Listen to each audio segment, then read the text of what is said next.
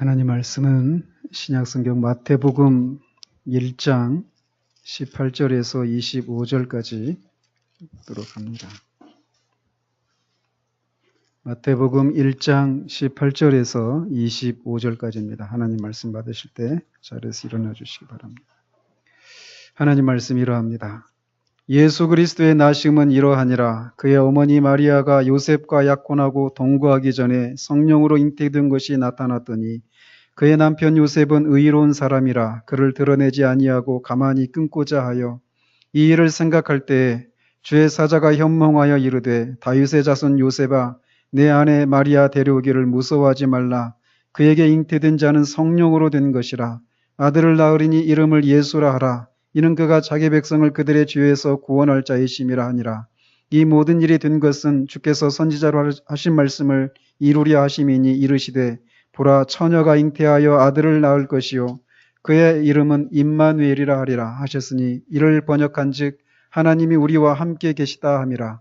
요셉이 잠에서 깨어 일어나 주의 사자의 분배대로 행하여 그의 아내를 데려왔으나 아들을 낳기까지 동침하지 아니하더니 나음의 이름을 예수라 하니라. 아멘.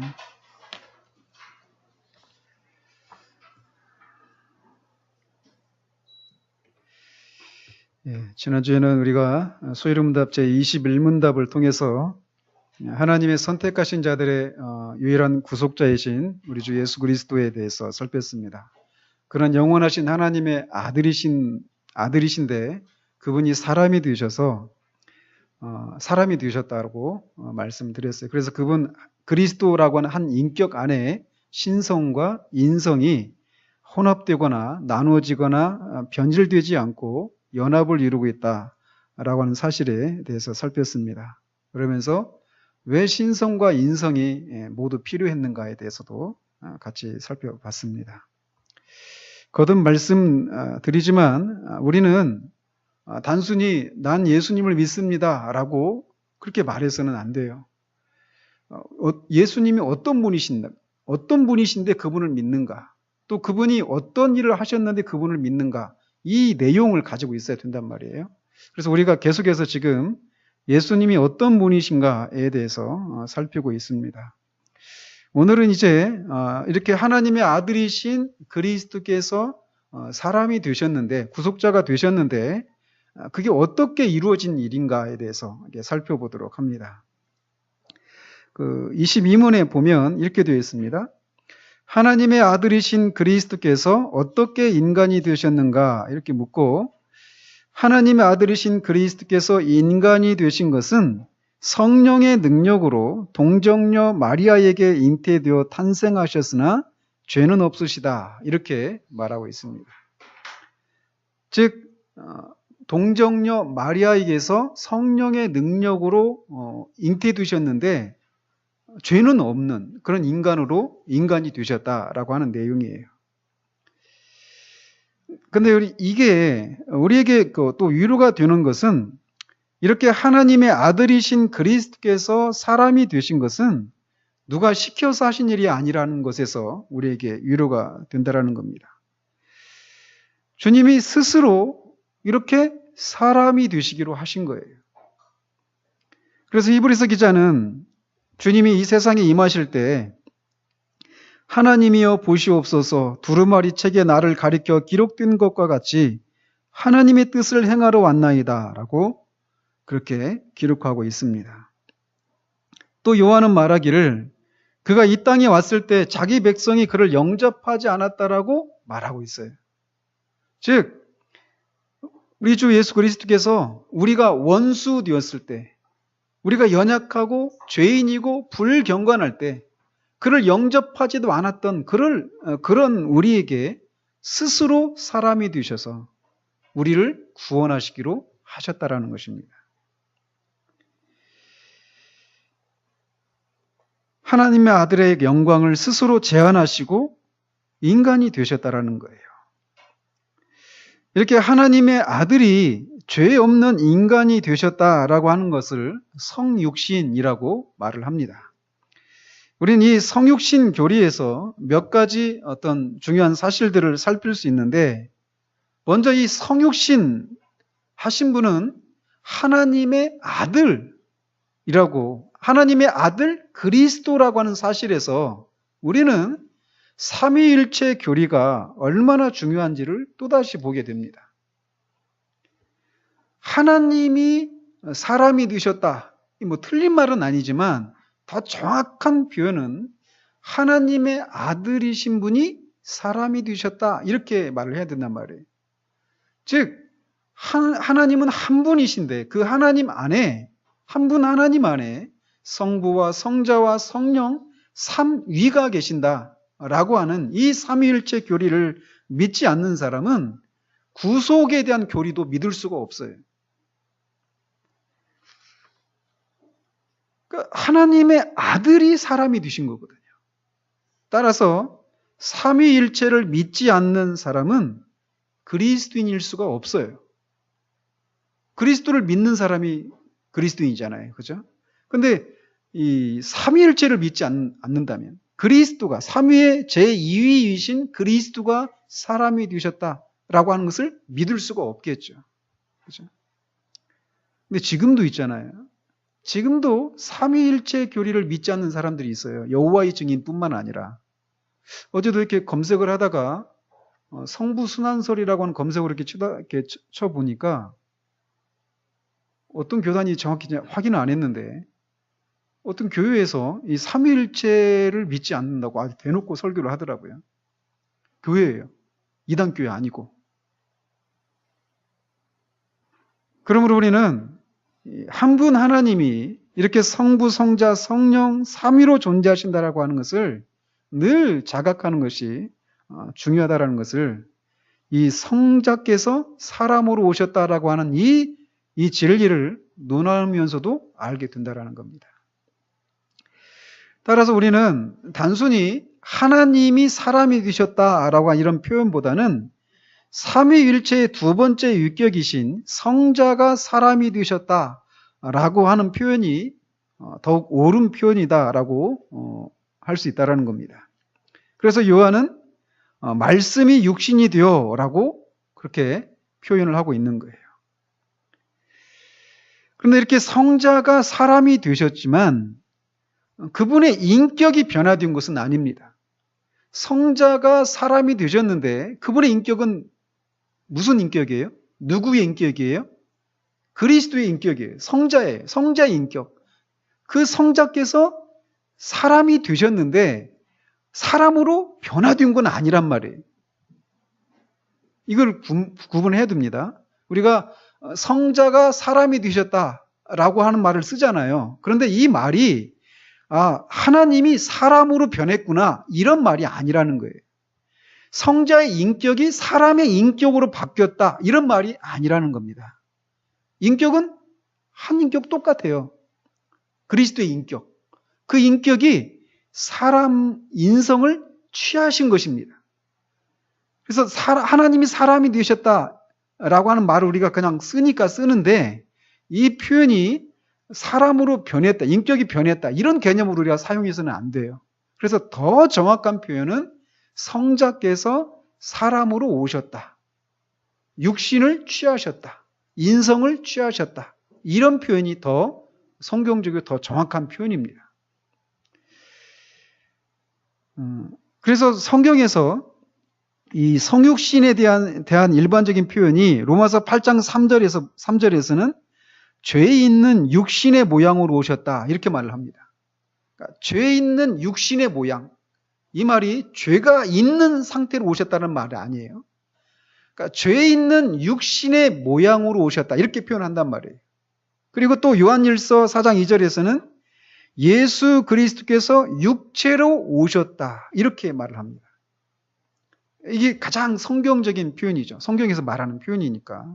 우리도 그냥 성자께서, 하나님이 사람이 되셨다 또는 성자가 사람이 되셨다 그냥 쓰는데 이 말을 쓸 때는 항상 이 개념을 염두에 두고 쓰시라는 겁니다. 그래서 가장 정확한 표현은 죄 있는 육신의 모양으로 오셨다. 또 예수 그리스도께서 육신으로 오셨다. 이 표현이 가장 정확한 표현이라는 것을 알아야 됩니다.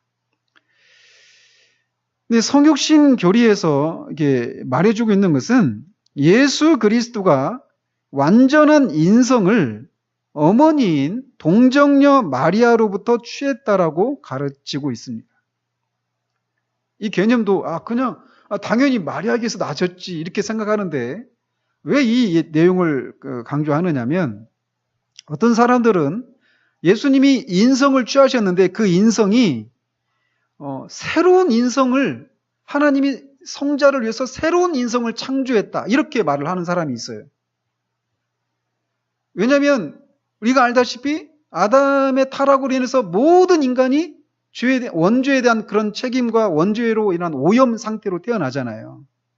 그러니까 그 죄에 대한 원죄의 그 책임과 죄의 오염이 없는 상태로 죄 없는 상태로 태어나기 위해서는 새로운 인성이 필요하다라는 것이죠. 그래서 그 새로운 인성을 성자를 위해서 새롭게 창조하셨다 이렇게 말하는 사람이 있어요. 죄 없는 인성을 설명하려다가. 그러나 그게 아니라는 겁니다. 마리아에게서 취하셨다라는 거예요. 그리고 또 하나님이 예수 그리스도께서 친히 하늘에서부터 자신이 취할 그 인성을 가지고 오셨다. 이렇게 말하는 것도 아니라는 겁니다. 마리아에게서 인성을 취하신 거예요. 왜 그랬는가? 뒤에 가서 더 설명을 합니다. 여기 놀라운 비밀이 있어요. 그래서 이 본성은 마리아에게서 받은 것인데 그 결과 성경에서 말하는 것처럼 예수 그리스도는 참으로 아브라함과 다윗의 자손이 될 수 있는 거예요. 그러니까 아브라함과 다윗의 후손인 마리아에게서 인성을 취하신 결과 다윗과 아브라함의 자손이 될 수 있었다는 것이죠. 만일 예수 그리스도를 위해서 특별한 인성이 창조되었다면 그는 다윗이나 아브라함의 자손이 될 수가 없어요. 성육신 교리를 우리가 이렇게 살펴보는 이유는 우리의 구원에 대한 교리가 궁극적으로는 이 성육신의 교리에 의해서 좌우되기 때문에 그렇습니다. 이 성육신 하신 분이 어떤 상태로 오셨는가에 대한 이것이 우리의 구원이 완전한가 불완전한가를 좌우하는 결정적인 것이기 때문에 이 내용에 대해서 우리가 분명하게 알고 있어야 한다는 거예요. 만약 예수 그리스도께서 인성을 입지 않으셨다면 그는 우리를 구원할 수 없었습니다. 그것이 이렇게 마리아에게서 인성을 취하시는 그 과정 가운데 성령께서 역사하셔서 죄가 없는 인성을 취하시는 이 과정이 없었다면 그는 우리의 구원자가 되실 수가 없어요. 즉 성육신의 방식 이외에 우리를 구원할 수 있는 길이 없다라는 겁니다. 그렇기 때문에 우리는 이 교리를 가볍게 다룰 수가 없는 거예요. 자, 그렇다면 이 성육신은 어떻게 일어났는가? 오늘 본문에서 그것을 말해주고 있습니다. 성령으로 잉태되어서 동정녀 마리아에게서 나셨다라는 겁니다. 이것을 동정녀 탄생요리라고 하죠. 동정녀에게서 나셨다라고. 근데 제가 그때 마태복음에서도 이렇게 강의하면서 말씀을 드렸지만 오늘날 이 동정녀 탄생 교리를 믿지 않는 사람들이 교회 밖에 있는 사람들은 언제나 있어 왔고 교회 안에 있는 사람들, 자신이 복음주의자다라고 말하는 사람들에게서조차도 이 동정녀 탄생 교리를 믿지 않는 사람들이 있어요. 성경에서 말하는 대로. 그들은 이 복음서 중에서 사복음서 중에서 마가복음이 가장 먼저 기록이 되어졌다라고 주장합니다. 그러면서 이 복음서를 총괄했다고 할 수 있는 요한복음, 처음 기록된 복음서인 마가복음과 이 다른 공간복음을 모두 총괄한 이 요한복음에 이 동정녀 탄생에 대한 얘기가 없다라는 거예요. 그리고 이 예수 그리스도에서 누구보다도 더 많은 그런 지식을 알고 있는 그 비밀을 알고 있는 바울 서신에도 동정녀 탄생에 대한 얘기가 하나도 없다라는 거예요. 그러면서 이 동정녀 탄생에 대한 얘기는 이 초기 기독교의 복음 전도하는 과정에서는 언급이 안 됐다라는 거예요. 처음에는 복음이 누구에게만 전해졌습니까? 유대인들, 그죠? 유대인들에게 전해졌단 말이에요. 그런데 이 복음이 나중에는 사마리아 사람, 특히 헬라 사람에게 복음이 전해지기 시작했죠. 사도행전 13장에서 안디옥에 있는 헬라 사람들에게. 그러면서 이 헬라 사람들에게 복음이 전해지기 시작하면서 이 헬라 사람들은 어떤 그 신화가 있잖아요. 신화. 그리스 신화가 있잖아요. 그래서 위대한 인물들은 항상 태어날 때 엄마 아빠 사이에서 그냥 일반적인 방식으로 태어나지 않고 어떤 초자연적인 방식으로 태어나잖아요. 그죠? 그런 것에 익숙한 헬라 사람들에게 복음을 전하는 과정 속에 예수 그리스도가 그 초자연적인 방식으로 탄생했다라고 하는 것을 그 사람들에게 전하면서 그렇게 가미되었다라는 거예요. 그런 것이 이제 전승되어져 왔다라는 거예요. 이렇게 말하는 사람들이 복음주의 안에 있어요. 복음주의 안에.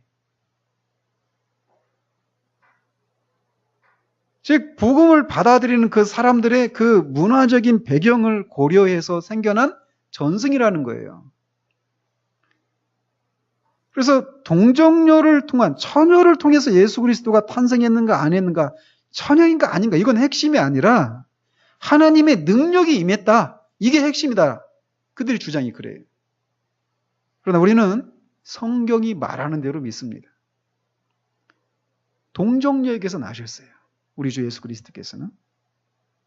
그래서 동정녀 탄생과 관련해서 이 오늘 본문에 있는 마태복음 1장 18절에서 25절 그리고 누가복음에도 나오는데 1장 26절에서 38절까지에서 이 동정녀 탄생에 대한 얘기가 나와요. 그래서 누가복음에서는 천사가 마리아에게서 수태고지라고 하죠. 그 잉태했다는 것을 알려주는 그런 장면이 나오고 마태복음 우리가 읽은 것처럼 이 천사가 요셉에게 마리아에게 일어난 일이 무엇인지를 꿈을 통해서 얘기해 주죠.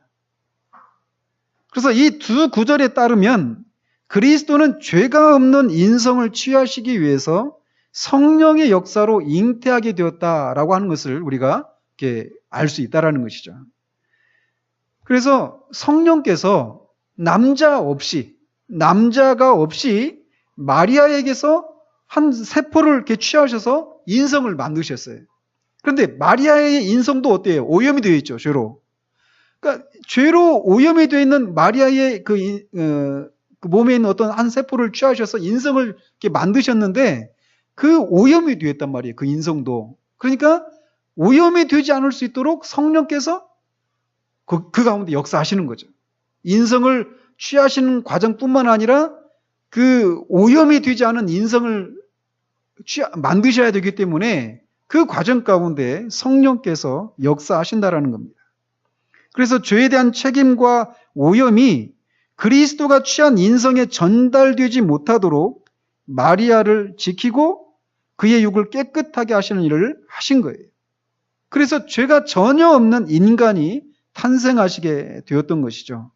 그래서 누가복음에서 이는 이름으로 나실 바 거룩한 이는 하나님의 아들이라 일컬어지리라 이렇게 말을 할 수 있는 거예요. 그는 거룩한 상태로 태어났단 말이에요. 죄가 없는 상태로. 그리고 이렇게 마리아에게서 취한 인성 그리고 그 오염이 되지 않도록 성령께서 역사하시고 만들어낸 그 인성을 그리스도가 취하신 것입니다. 이 과정 이것도 중요해요. 그러니까 인격은 누구의 인격이라고요? 그리스도의 인격이에요. 근데 그 그리스도께서 이 사람의 인격을 취하는 것이 아니라 인성을 취하셨다라는 거예요. 남자와 엄마와 아빠 사이에서 아이가 나오면 그 아이는 한 인격체로 태어나죠. 그죠? 인격체란 말이에요. 근데 그런 인격을 취하신 것이 아니라 사람의 인격을 취하신 것이 아니라 인성을 취하셨다라는 거예요. 그래서 인격은 하나예요. 그리스도라고 하는 인격이 하나인데 하나님의 인격 하나인데 그 하나님이시기 때문에 신성이 있으시죠. 신적인 본성이. 그 신성이 있고 마리아에게서 취하신 그 오염되지 않은 인성도 취하신 거예요. 그래서 신성과 인성이 한 인격 안에 있는 거예요. 따라서 우리는 예수 그리스도가 사람으로 이렇게 탄생하신 일은 전적으로 하나님의 역사였다라고 하는 것을 알 수 있습니다. 즉, 이 교리는 예수 그리스도에게 지상의 아버지가 없다라고 하는 것을 우리에게 얘기해주고 있는 거예요. 그의 신성에는 어머니가 없으시죠. 그죠? 그의 신성에는 어머니가 없으신 것처럼 그의 인성에는 아버지가 없어요. 즉, 예수 그리스도는 사람의 뜻으로 태어나지도 않고 육체의 뜻과 힘으로 태어나지 않고 오직 하나님의 역사로만 태어났다라는 겁니다. 그 과정 속에 예수 그리스도의 잉태에 남자는 전혀 관여하지 않았어요. 이 사실이 왜 중요하느냐? 하나님께서 창세기 3장 15절에서 여자의 후손이 뱀의 머리를 상하게 할 것이다 라고 말씀하시잖아요. 그 말씀이 성취된 거예요. 남자가 없이 여자에게서 인성을 취하시고 사람 육체를 오셨다라고 하는 이 사실은 창세기 3장 15절에 대한 성취라는 것이죠.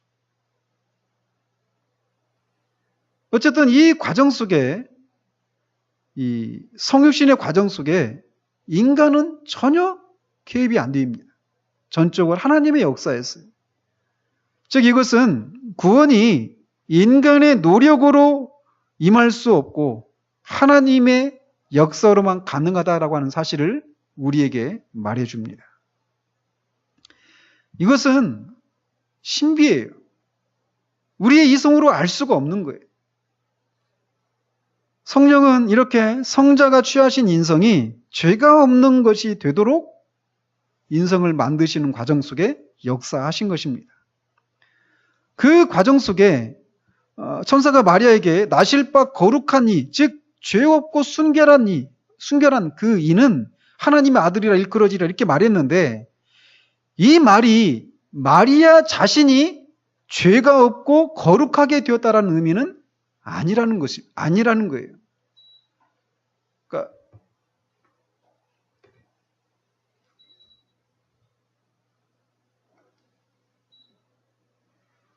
이 마리아가 죄가 없다라고 하는 것을 말해주는 것이 아니라는 거예요.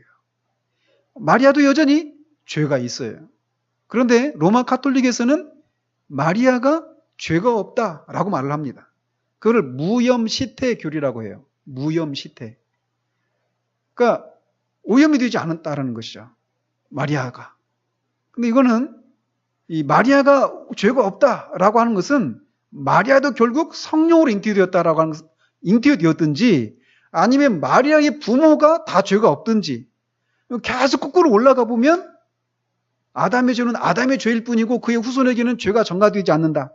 이거 원죄를 부인하는 결과가 된단 말이에요. 그렇기 때문에 로마 카톨릭에서 말하는 무염시태 교리, 마리아에게는 죄가 없다. 그래서 죄 없는 하나님의 아들을 낳으셨다. 이 교리는 비성경적이라는 것이죠. 근데 어쨌든 우리가 아는 것은 예수 그리스도의 인성이 죄 없고 타락의 결과의 영향을 전혀 받지 않은 것이 되도록 하기 위해서 마리아로부터 인성을 취해져서 성령께서 그거를 정결하게 했고, 그 결과 그리스도는 전혀 죄로부터 자유로운 상태로, 오염이 없는 상태로 오시게 되었다라고 하는 것을 성경이 말해주고 있다는 겁니다. 자, 이렇게 동정녀 탄생으로 인해서 어떤 결과들이 일어나게 되었느냐면, 먼저는 예수님이 육신을 가지시게 되었다는 거예요. 그분이 부활하시기 전에는 우리와 똑같은 몸을 입으셨습니다.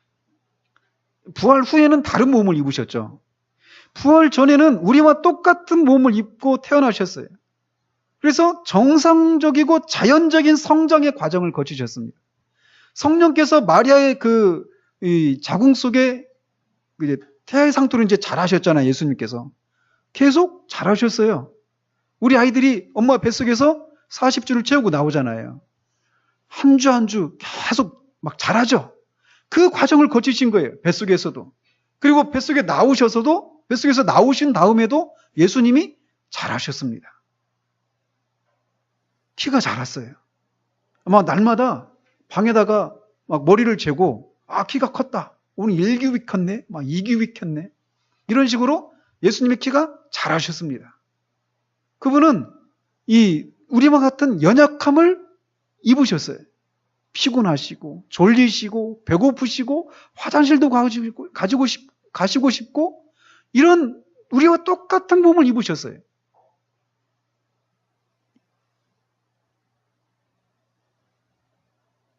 또 부활 후에는 이런 연약함이나 병이나 죽음 또는 죄로부터 죽음에 대해서는 매이지 않지만 여전히 살과 뼈를 가지고 있는 그 몸을 입으셨습니다.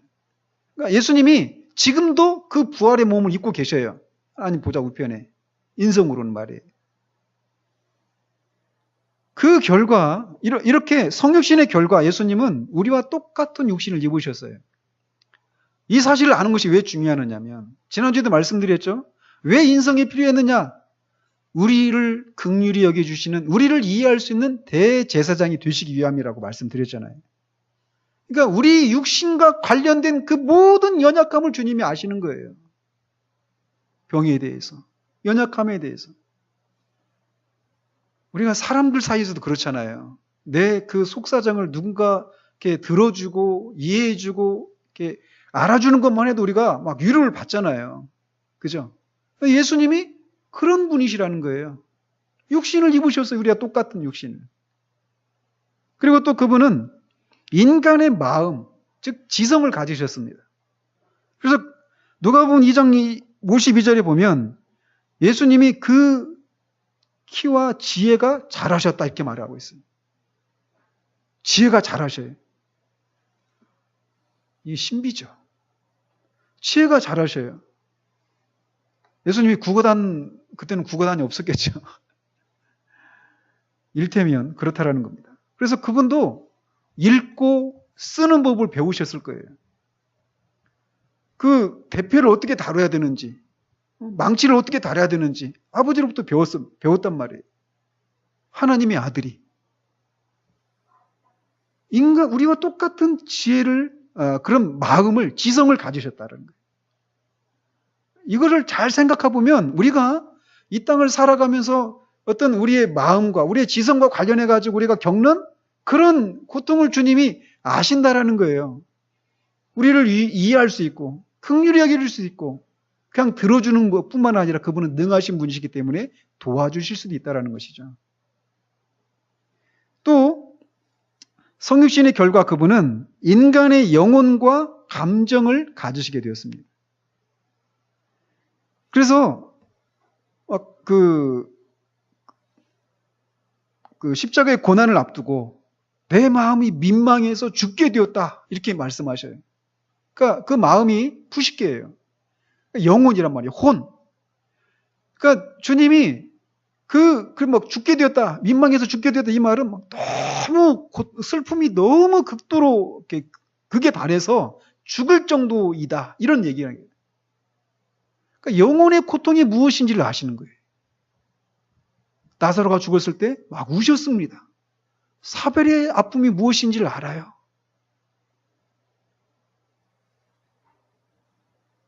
그리고 그 백부장의 믿음을 보고 놀라기도 하시고 또 이 육체에 계실 때 자기를 죽음에서 능히 구원하실 이에게 심한 통곡과 눈물로 간구와 소원을 올렸다. 이런 표현을 통해서 우리가 알 수 있듯이 그분은 이 막 대성통곡하면서 울 수밖에 없는 그것이 무엇인지를 아시는 거예요. 그분이 우리의 대제사장이셔요.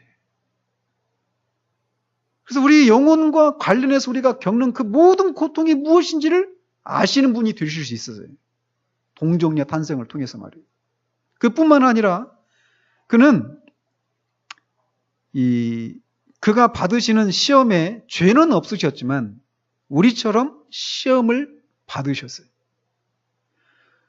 야고보 사도는 하나님은 악에게 시험을 받지도 않는다라고 말씀하셔요. 시험도 하시지 않지만 시험도 받지 않는다라고 말씀하셔요. 하나님은 시험을 받을 수가 없습니다.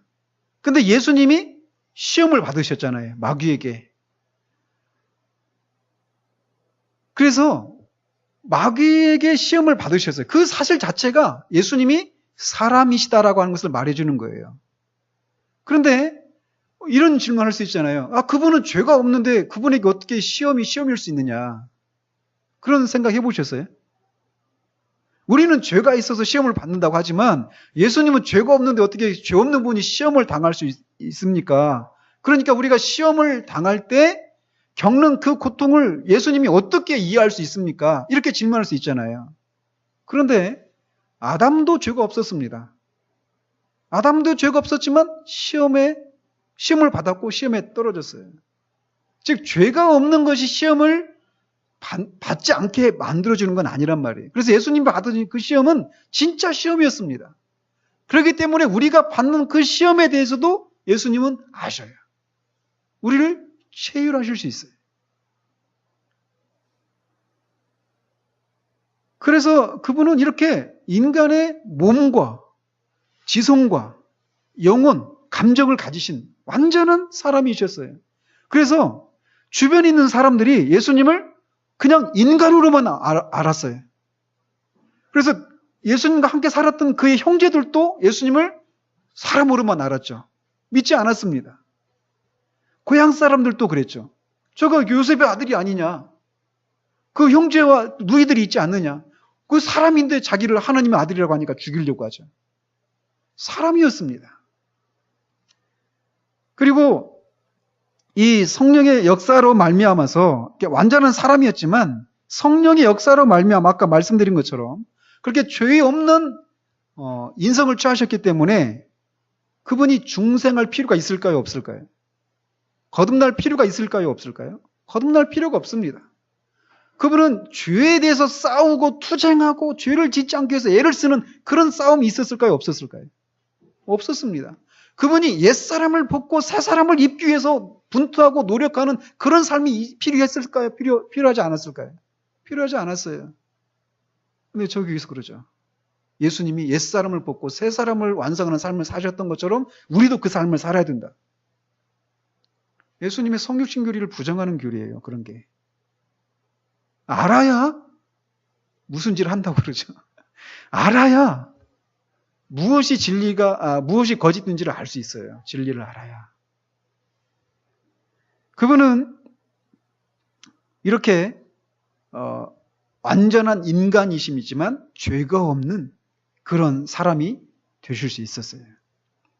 자, 그런데 이제 마지막으로 왜 이렇게 동정녀 탄생을 통해서 특별히 죄가 없는 완전한 인성을 필요로 했는가라는 거예요.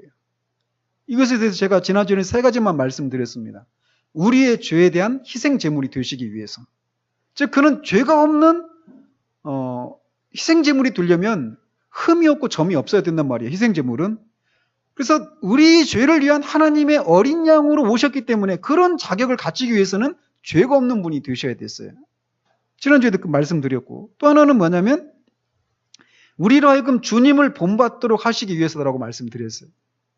그리고 또 아까 계속 오늘 또 몇 번 말씀드렸지만 우리를 이해할 수 있는 체혈할 수 있는 대제사장이 되시기 위해서다고 지난주 이 3가지만 말씀을 드렸습니다. 오늘 몇 가지 더 덧붙이면 먼저는 이분이 하나님과 인간 사이의 중보자가 되시기 위해서예요. 말씀드린 것처럼 인간의 죄로 인해서 타락한 인간의 비참함이 무엇입니까? 이렇게 물었을 때 첫 번째가 뭐라고 그랬어요? 하나님과의 관계를 상실한 거라고 말씀드렸잖아요. 우리는 하나님과 관계를 상실한 그런 상태 가운데 있어요. 그래서 하나님과 우리 사이에 중보자가 필요하다는 말이에요. 그래서 우리를 하나님께로 인도할 누군가가 필요하다는 거죠. 우리는 하나님께 우리를 대변하고 우리에게 또 하나님을 대변할 중보자가 필요한데 이 임무를 감당하기 위해서는 사람이시면서 하나님이시고 또 동시에 죄가 없는 사람이셔야 된다는 거예요. 그래서 죄가 없는 인성을 필요로 하셨다는 것이죠. 그리고 또 피조물을 다스리도록 창조된 인간의 원래 목적을 완성하기 위해서 이 죄 없는 인성을 필요로 하셨습니다. 원래 하나님께서 창세기 1장 27절, 28절에서 말씀드렸잖아요. 하나님께서 인간에게 명령하셨죠. 하늘과 땅과 바다에 있는 그 모든 것들을 다스려라고, 정복하고 다스려라고. 이게 인간에게 내려진 명령이었어요. 즉 인간이 모든 피조물을 다스리도록 하는 것이 하나님의 목적이었단 말이에요. 근데 타락의 결과 인간이 거꾸로 피조물을 섬기게 되었죠. 달을 섬기고 달에게 소망을 빌고 태양을 보면서 해맞이 하면서 소망을 빌고 자식을 섬기고 돈을 섬기고 각종 짐승을 섬기고 모든 피조물을 섬기는 자리로 떨어지고 만 거예요. 사람은 원래 피조물을 다스리는 존재였는데 근데 이 타락으로 인해서 그것이 좌절됐어요. 근데 그것을 원래 창조의 목적을 회복하기 위해서 사람이 되셔서 율법 아래서 하나님의 계명을 다 지키시고 하늘과 땅에 있는 모든 권세를 취하셨어요. 그리고 모든 만물을 풍성하게 하는 교회의 머리가 되셨어요. 그리고 그를 믿는 자들도 그 그리스도와 함께 이 세상을 다스립니다. 모든 성도들은 그리스도와 함께 세상을 다스려요. 세상을 다스릴 뿐만 아니라 천사까지도 다스린다고 고린도전서 6장에서 말하고 있어요. 이거 아십니까? 그리스도인은 세상에서는 아주 말단에 있는 가장 밑에 있는 사람일지 몰라도 그리스도인은 세상을 다스릴 사람입니다. 그리스도인은 천사를 다스릴 사람이에요. 그것이 가능하도록 하기 위해서 인간의 지혜를 회복하시기 위해서 인간의 자리로 오신 거예요. 예수님께서. 그리고 또 우리의 이제 구속받은 육체의 본이 되기 위해서 또 이런 것이 필요했습니다. 무슨 말이냐? 예수님은 아까도 말씀드린 것처럼 죽으시고 부활하셔서 새로운 몸을 입으셨습니다. 그리고 그 예수님이 입으셨던 몸은 우리가 부활했을 때 입게 될 우리의 몸이에요. 즉 그리스도는 부활의 첫 열매이시죠. 이렇게 예수님은 죽음에서 부활한 첫 열매가 되시고 우리로 하여금 주님이 입으셨던 이 몸, 모든 연약함과 병과 죽음으로부터 자유한 그런 몸을 우리가 입게 될 것이라고 하는 것을 보이시기 위해서 인간이 되셔야 했다라는 겁니다. 즉 구원은 영혼만이 구원이 아니에요. 몸의 구원도 포함이 됩니다. 또 예수님이 그 죄 없는 인성을 입으셔야 됐던 또 다른 이유는 율법을 지키고 높여야 했기 때문에 그렇습니다.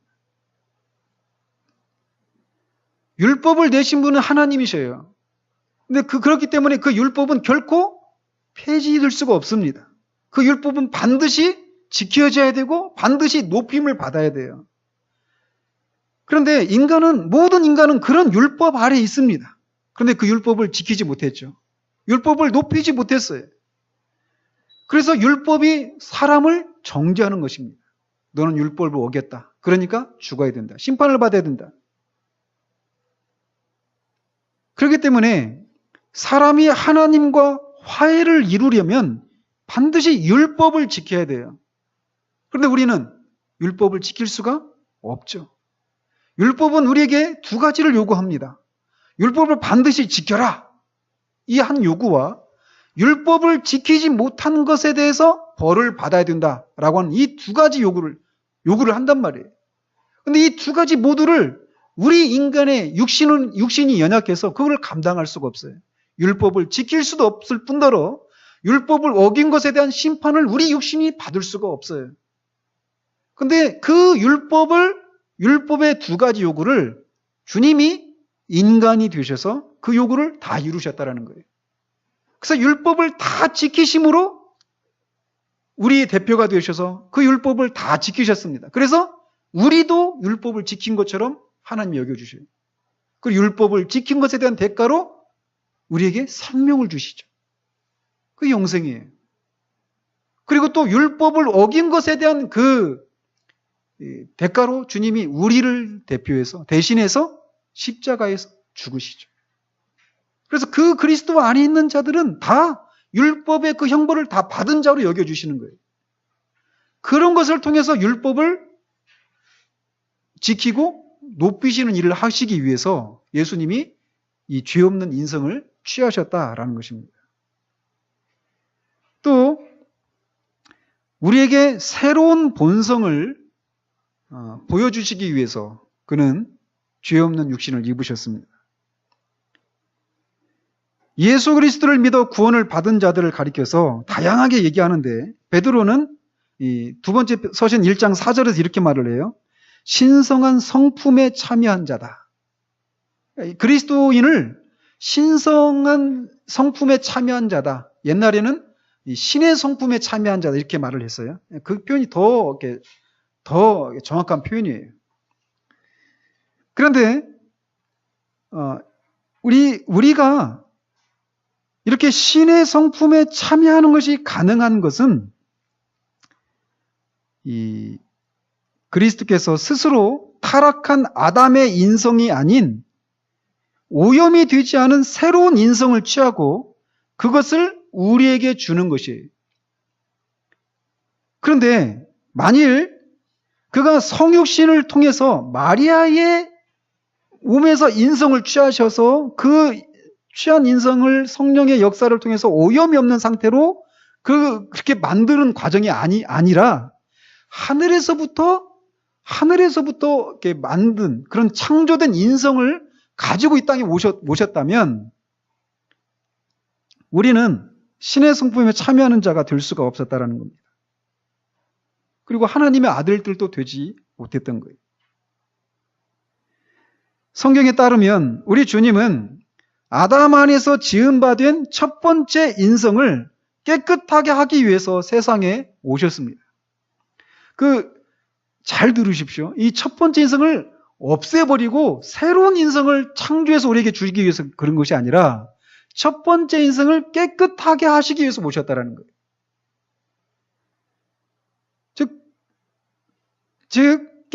새로운 인성을 주시기 위한 거예요. 그러니까 깨끗하게 해서 새로운 인성을 주기 위해서.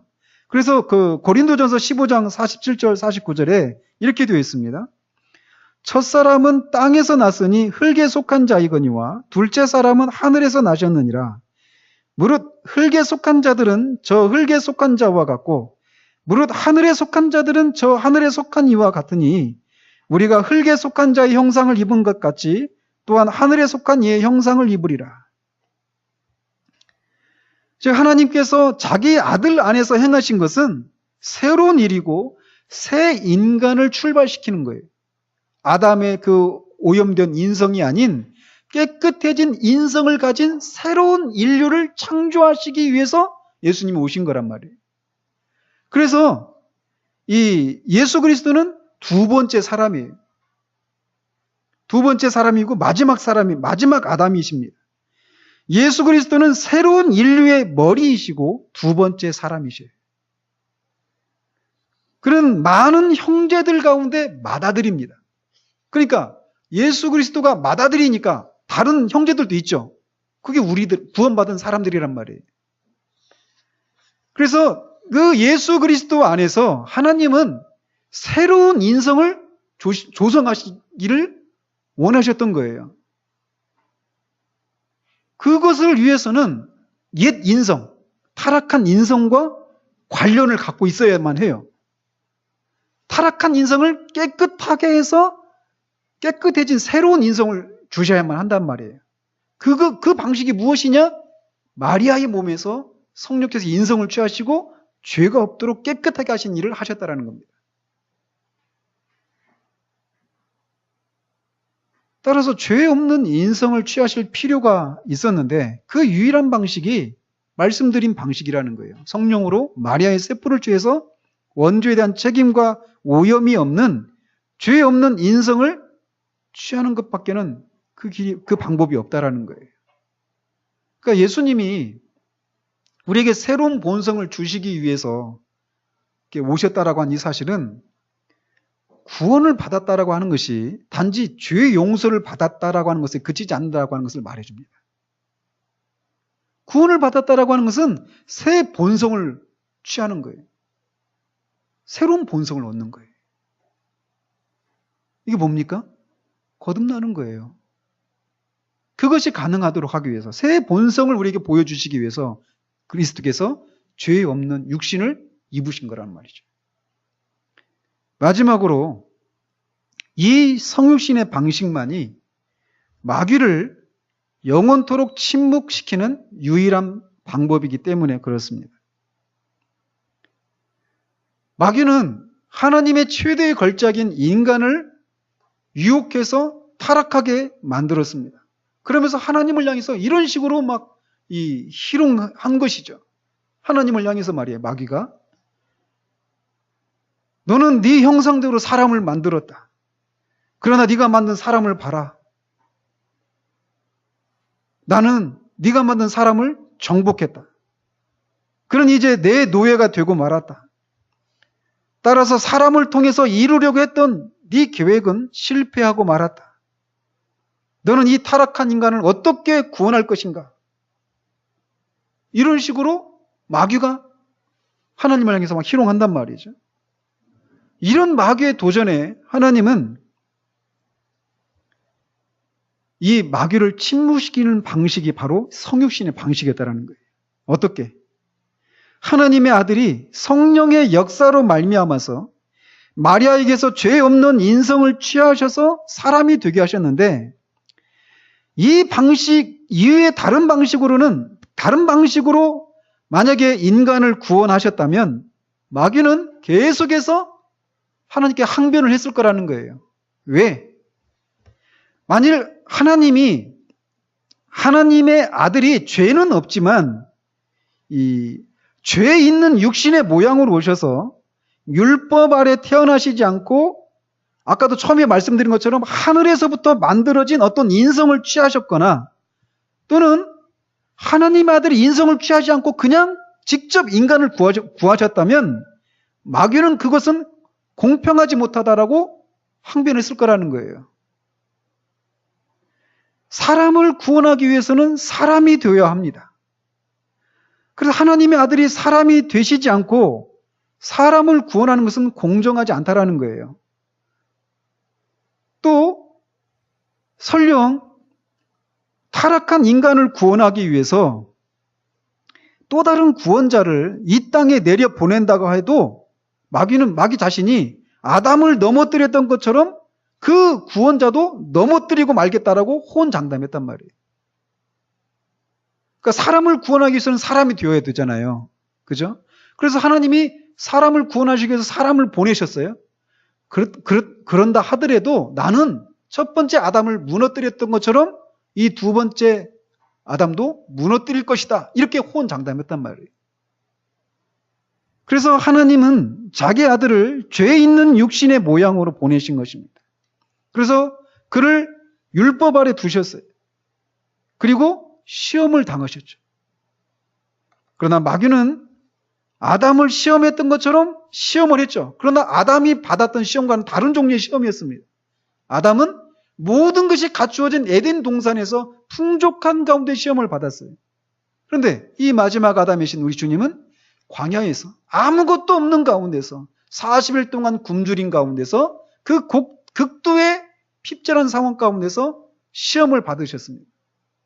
첫 번째 아담은 실패했지만 두 번째 아담은 그 시험을 이기셨어요. 마귀가 모든 방법을 동원했지만 결국 그를 넘어뜨리지 못했고 속이지 못하고 그를 땅에서 내쫓지도 못했습니다. 마귀는 실패하고 말았어요. 그러므로 히브리서 2장에서 14절에서 이렇게 말을 합니다. 자녀들은 혈과 육에 속하였음에 그도 또한 같은 모양으로 혈과 육을 함께 지니심은 죽음을 통하여 죽음의 세력을 잡은 자 곧 마귀를 멸하시며, 마귀는 영원히 침묵하게 되었습니다. 그리스도 안에 있는 사람은 하나님의 형상을 회복하게 될 것입니다. 또 궁극적으로 완전해지고 완벽하게 될 거예요. 누구처럼? 그리스도처럼. 우리가 그리스도와 같은 사람이 됩니다. 잠시 엇나가서 말씀드리면 그리스도인이 된다라고 하는 것은 그리스도와 같은 사람이 되는 거예요. 그리스도는 인간이 어떤 존재인가를 보여주는 분이에요. 우리가 그분이 되는 거예요. 비열하지 않고 사랑과 자비와 긍휼과 그런 것이 풍성하고 겸손하고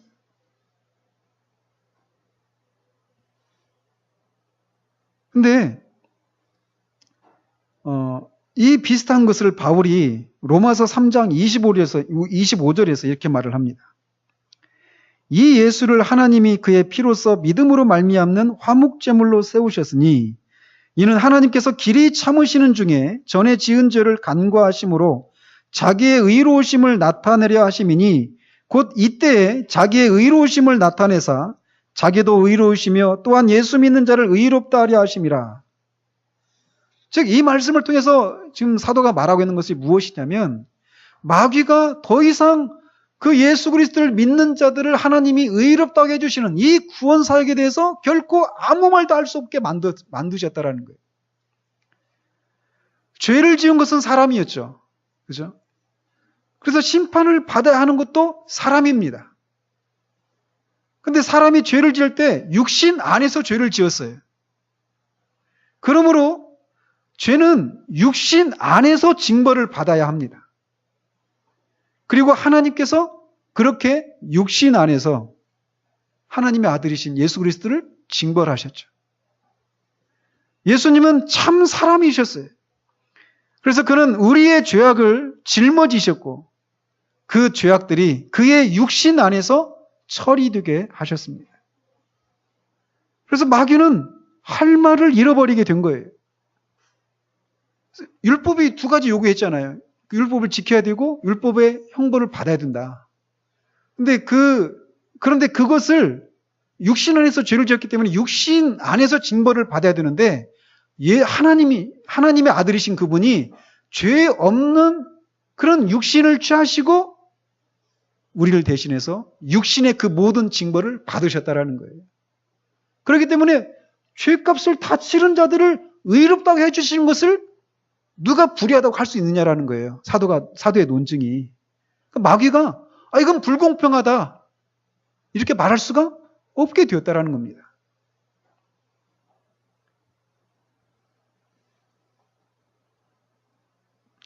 하나님은 의로우시고 동시에 그가 예수 믿는 모든 사람을 의롭다고 하실 수 있게 된 거예요. 그런데 만약 이런 방법 외에 다른 방법으로 행해졌다면, 즉 하나님께서 죄 있는 육신의 모양으로 보내진 그런 방법이 아니라면 사탄은 계속 공격할 거란 말이에요. 그러나 이제 아무 말도 할 수 없게 되었습니다. 왜냐하면 죄가 인성 안에서, 죄 없는 인성 안에서 처리되었기 때문이에요. 그러므로 그리스도 안에 있는 신자에게는 결코 정죄가 없습니다. 마귀도 그리스도 안에 있는 신자들을 정죄할 수가 없어요. 그래서 사도 바울이 누가 능히 하나님의 택하신 자들을 고발하리요라고 외쳤던 것입니다. 아무도 우리에 대해서 고발할 수가 없어요. 하늘과 땅에 있는 그 어떤 세력도 그 누구도 그리스도 안에 있는 신자들을 고발할 수가 없다라는 것입니다. 왜냐하면 이 일은 하나님의 역사이기 때문에 그래요. 의롭다 하신 이는 하나님이시니 누가 정죄하리요? 죽으실 뿐 아니라 다시 살아나신 이는 그리스도 예수시니 그는 하나님 우편에 계신 자여 우리를 위하여 간구하시는 자시니라. 하나님께서 자기 아들을 죄 있는 육신의 모양으로 보내신 것은 바로 이런 이유들 때문에 그렇습니다. 이렇게 해서 하나님의 영광이 변호가 된 거예요. 그분은 의롭고 공의로우신 분이시다라고 한 것이 입증될 수 있었습니다.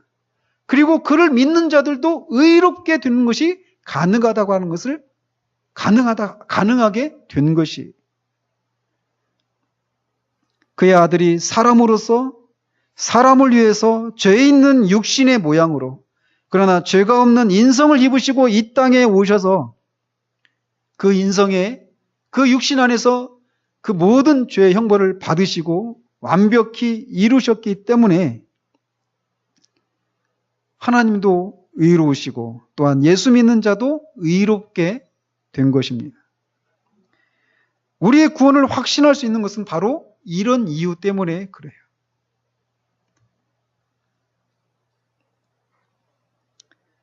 아까도 제가 말씀을 놓고 함께 기도하는데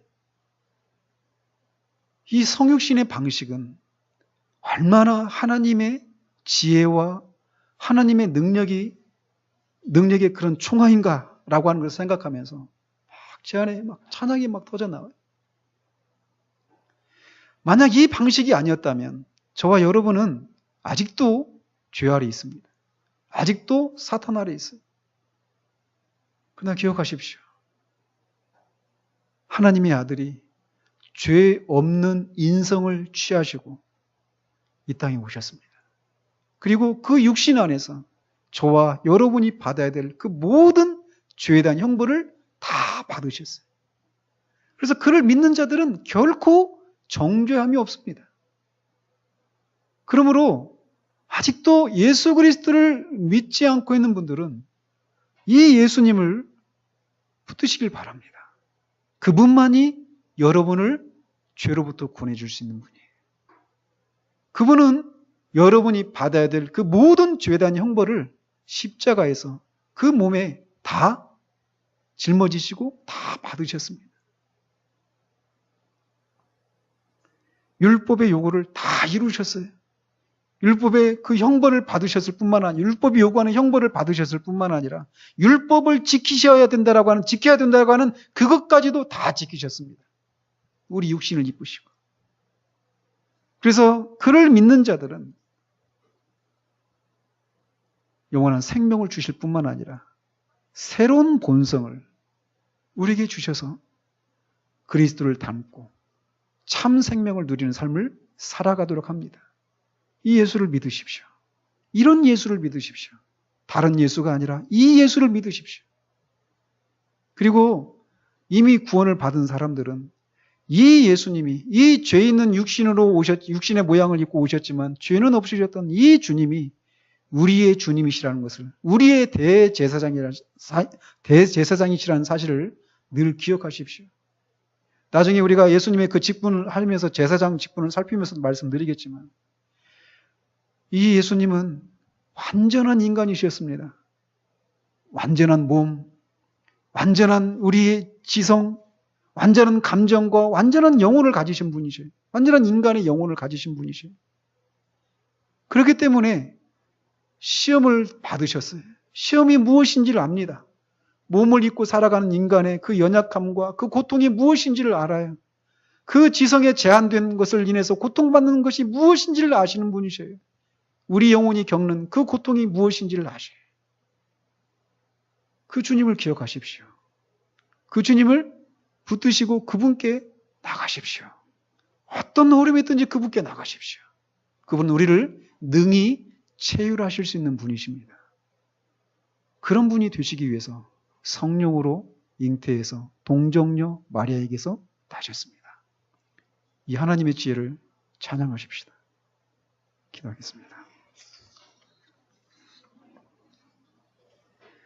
하나님 아버지, 주님의 지혜를 찬양합니다. 인간을 구원하시기 위한 유일한 방식이 이렇게 성령으로 잉태하셔서 동정녀 마리아에게서 죄 없는 인성을 취하시는 것, 이 길 이외에는 없는 것을 우리가 또 살펴봅니다. 그 결과 주님이 우리와 똑같은 몸을 입으시고 지성과 감정과 우리와 같은 영혼을 취하셨다라고 하는 사실들을 우리가 살펴보았습니다. 그리고 그분이 인성을 취하셔서 율법을 높이고 율법을 지키셨다는 것도 우리가 살펴보았습니다. 또 그분이 인성을 입으심으로 인간을 창조하셨을 때 모든 피조물들을 다스리도록 하시기 위한 하나님의 계획이 성취될 수 있었다는 것도 우리가 살펴보았나이다. 하나님, 정말 이 성육신의 교리, 이 신비를 우리가 늘 묵상하며 아직 정말 구원에 이르지 못한 사람들은 이렇게 완전한 구원자이신 이 예수를 믿음으로 구원에 이르는 일들이 있기를 소원합니다. 하나님, 저들에게 눈을 열어주셔서 정말 저들이 이 예수 그리스도를 정말 믿을 만한 분이신 것을 하나님 알게 하셔서 그를 온전히 그를 붙들고 구원에 이르는 일들이 있을 수 있도록 주님 도와주시옵소서. 이미 구원에 이르는 주의 자녀들에게 하나님 정말로 이 분이 우리의 대제사장이심을 기억할 수 있도록 주님 도와주시옵소서. 정말 모든 상황 가운데서 주님께 나아가 참으로 도움을 구하는 그런 우리들 될 수 있도록 주님 도와주시옵소서. 우리의 구원이 얼마나 완벽한 구원인지를, 그 구원을 위해서 완벽한 그런 조건을 가지신 분이신가를 우리가 더욱더 분명히 알 수 있도록 주님 도와주시옵소서. 그래서 견고함 가운데 흔들리지 않게 하시옵소서.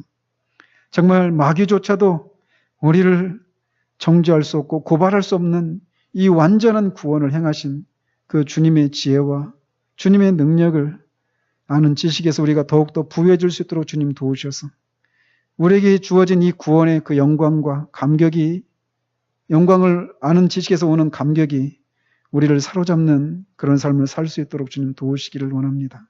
주님을 찬양합니다. 우리 주 예수 그리스도 이름으로 기도합니다. 아멘.